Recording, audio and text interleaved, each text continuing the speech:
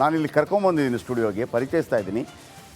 ವಿಷಯ ಏನಪ್ಪ ಅಂತಂದರೆ, ಎಸ್, ಕ್ರೀಡಾ ಇಲಾಖೆ ಇದೆ, ಕೇಂದ್ರೀಯ ಕ್ರೀಡಾ ಇಲಾಖೆ ಇದೆ, ಅದಕ್ಕೊಂದು ಸಿಸ್ಟಮ್ ಅಂತಿದೆ. ಆ ಸಿಸ್ಟಮಲ್ಲೇ ಹೋದರೆ ಮಾತ್ರ ಎಲ್ಲ ವ್ಯವಸ್ಥೆಗಳಾಗುತ್ತೆ. ಅದರ ಹೊರತಾಗಿ ಕೆಲವರು ತನ್ನಿಂತಾನೇ ಅದ್ಭುತವಾಗಿ ಕೆಲಸ ಮಾಡೋರು ಇದ್ದಾರಪ್ಪ.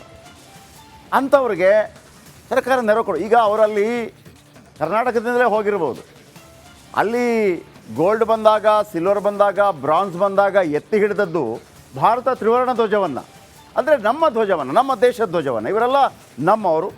ನನ್ನ ದೊಡ್ಡ ಆಗ್ರಹ, ರಿಪಬ್ಲಿಕ್ ಕನ್ನಡದ ಮುಖಾಂತರ ಈ ರೀತಿ ಬೇರೆ ಬೇರೆ ಕಡೆ ಇರುವಂಥ ಅದ್ಭುತ ಕ್ರೀಡಾಪಟುಗಳು ತನ್ನಿಂತಾನೇ ರೆಡಿ ಆಗ್ತಾ ಗ್ರೂಮ್ ಆಗ್ತಿರುವಂಥ ಕ್ರೀಡಾಪಟುಗಳನ್ನು ಹೆಕ್ಕಬೇಕು.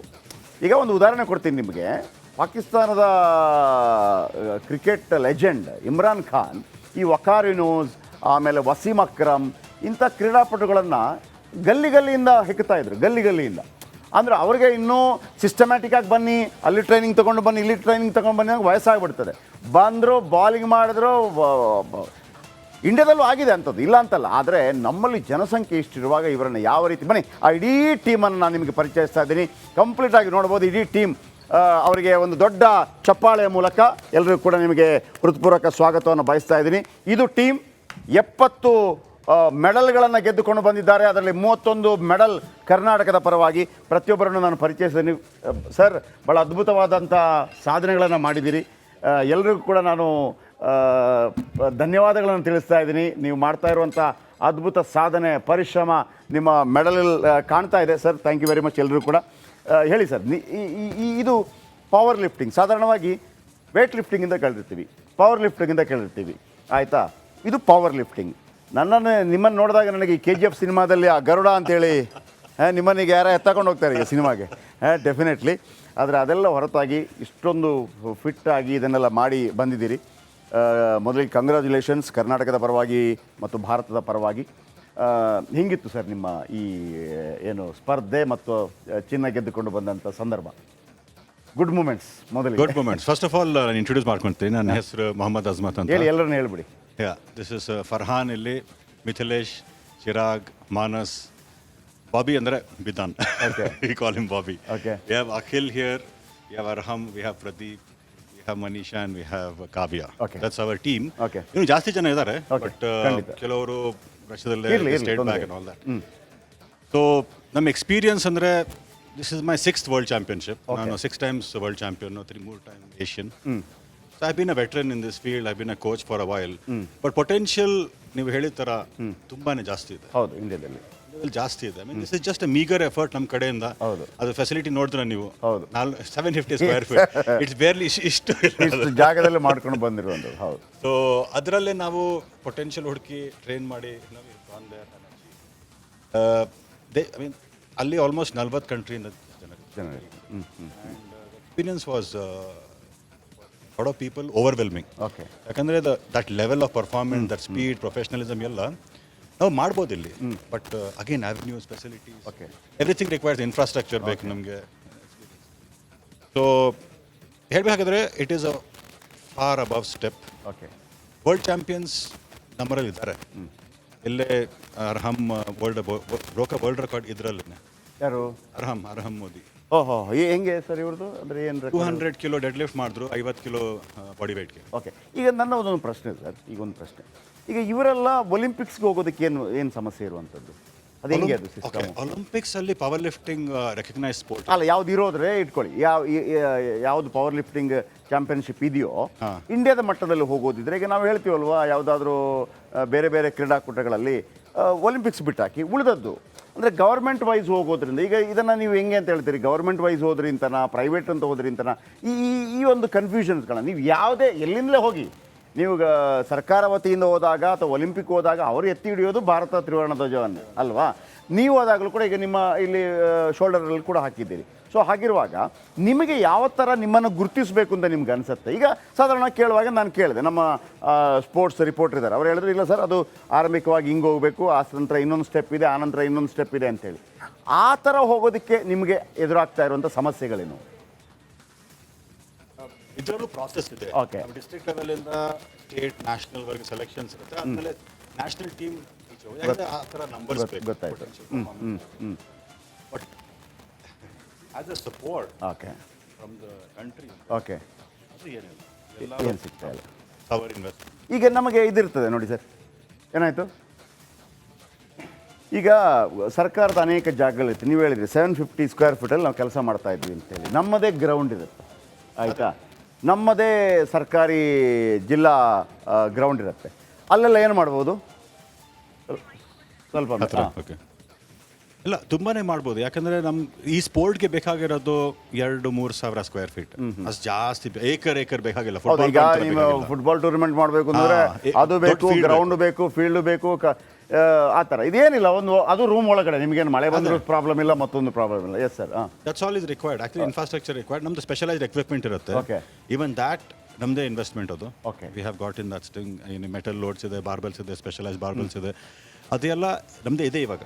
ಓಕೆ, ಬಟ್ ಎಲ್ಲರ ಆಕ್ಸೆಸ್ ಇಲ್ಲ ಅದಕ್ಕೆ. ಓಕೆ, ಕಮರ್ಷಿಯಲ್ ಜಿಮ್ಸಲ್ಲೂ ಆಕ್ಸೆಸ್ ಇಲ್ಲ, ಯಾಕಂದರೆ ಅದು ಸ್ಪೆಷಲೈಸ್ಡ್ ಎಕ್ವಿಪ್ಮೆಂಟ್. ಆ ಥರ ಇದರ ಫೆಸಿಲಿಟೀಸ್ ಸಾಯ್ದು ಎಷ್ಟೊಂದು ಸ್ಟೇಡಿಯಮ್ಸ್ ಇದೆ, ಅದರಲ್ಲೂ ಇದೆ. ಬಟ್ ಆಕ್ಸೆಸ್ ಮಾಡೋಕ್ಕೆ ಅದು ಪ್ರಾಸೆಸ್ಸಿಂದ ಹೋದರೆ ಎಲ್ಲರೂ ನನಗೆ ವಯಸ್ಸು ಬರ್ಬಿಡ್ತಾರೆ.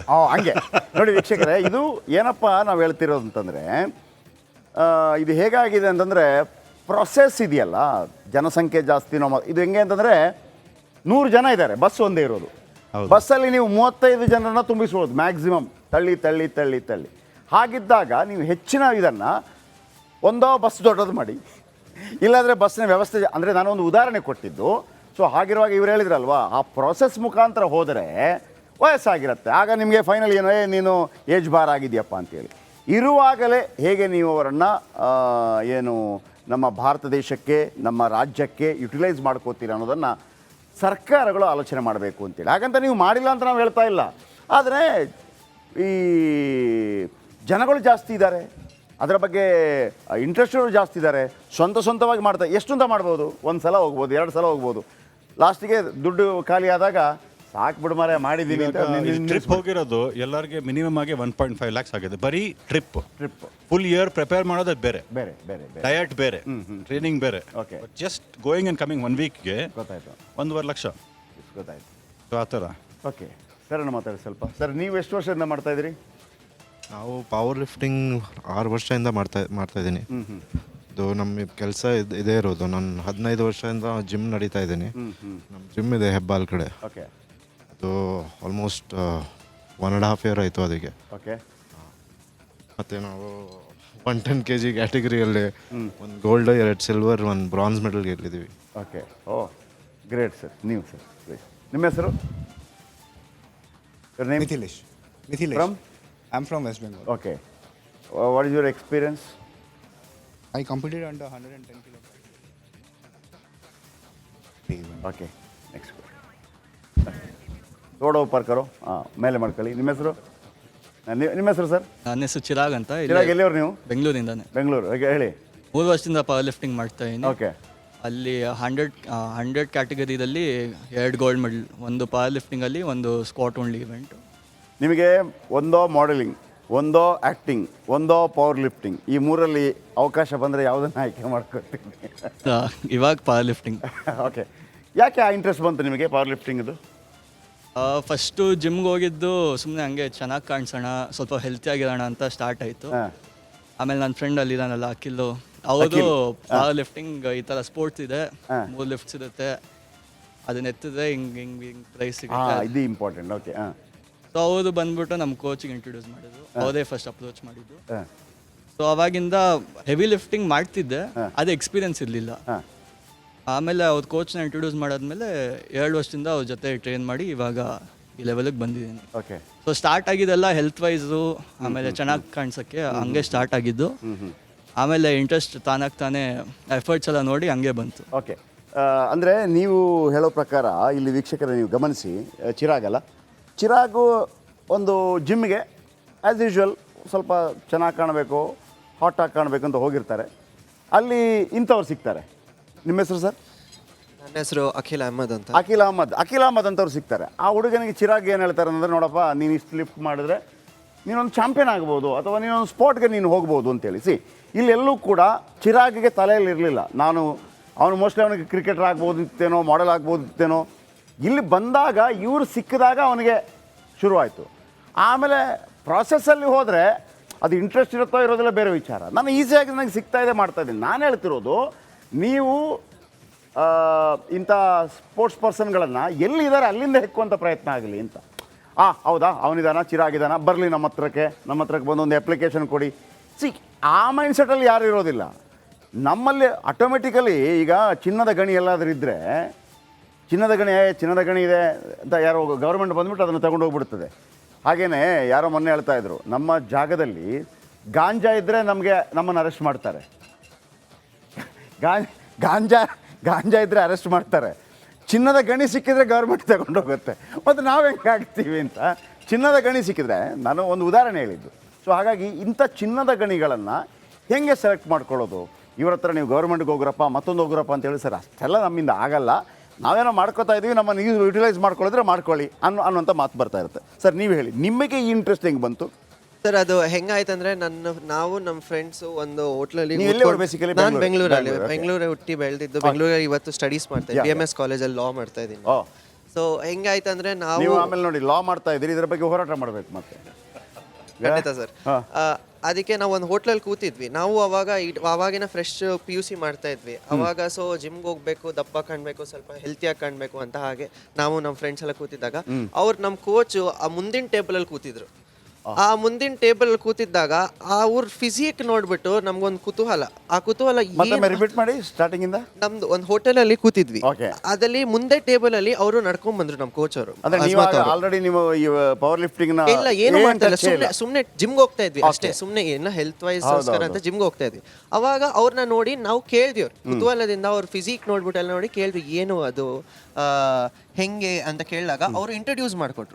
ಹಾಗೆ ಎಲ್ಲಾ ಜನರಿಗೂ ಆ ಥರ ಚಾನ್ಸ್ ಸಿಗತ್ತೆ ಅಂತ ಇರಲ್ಲ. ಅದಕ್ಕೆ ನಾವು ಸರ್ಕಾರದಿಂದ ಕೇಳ್ಕೊಳ್ಳೋದು ಏನಂದ್ರೆ, ಕಾಲೇಜಸ್ ಅಲ್ಲಿ, ಸ್ಕೂಲ್ಸ್ ಅಲ್ಲಿ ಸ್ಪೋರ್ಟ್ಸ್ ವರ್ಗೆ ಅವೇರ್ನೆಸ್ ಇಲ್ಲ ಅಂತಲ್ಲ, ಇದೆ. ಬೇರೆ ಬೇರೆ ಸ್ಪೋರ್ಟ್ಸ್ ಇದೆ, ಬೇರೆ ಬೇರೆ ಚಾಂಪಿಯನ್ಶಿಪ್ಸ್ಗೆ ಹೋಗ್ಬೋದು, ಬೇರೆ ಬೇರೆ ಲೆವೆಲ್ಸ್ ಅಲ್ಲಿ ಇಂಡಿಯಾಗೆ ಮೆಡಲ್ ತರ್ಬೋದು ಅಂತ ಇದೆ ಅಂತ ಹೇಳ್ಬಿಟ್ಟು ಅದೊಂದು ಅವೇರ್ನೆಸ್ ತರಬೇಕು ಅಂತ. ನಿಮಗೆ ಹೆಂಗಂದ್ರೆ ವೆರಿ ಈಸಿ, ಸಿಂಪಲ್ ಆಗಿ ಹೇಳ್ಬೇಕು ಅಂದ್ರೆ, ಈಗ ಚಿರಾಗ್ ಹೇಳ್ತಾ ಇದ್ರು, ನಾನು ಹೋದೆ ಆ ನಂತರ ಅವ್ರು ಹೇಳಿದ್ರು ಅಂತೇಳಿ.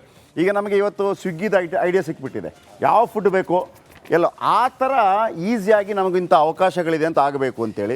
ಆಮೇಲೆ ಇದು ಮಾತ್ರ ಅಲ್ಲ, ಅಲ್ಲಿ ಒಬ್ಬ ದಿವಿತ್ ಅಂತ ನಮ್ಮ ಹುಡುಗ ಇದ್ದಾನೆ, ಅವನು ಕೂಡ ಇವರನ್ನು ನೋಡಿದ ನಂತರ ಸರ್ ನಾನು ಹೋಗ್ಬಿಡ್ಲಾ ಅಂತ ಕೇಳ್ತಾ ಇದ್ದ. ಆಮೇಲೆ ನಮಗಿಲ್ಲ ಆ್ಯಂಕರ್ ಬೇಕಲ್ಲ ಓದೋದಕ್ಕೆ ಜನ. Okay, right, continue.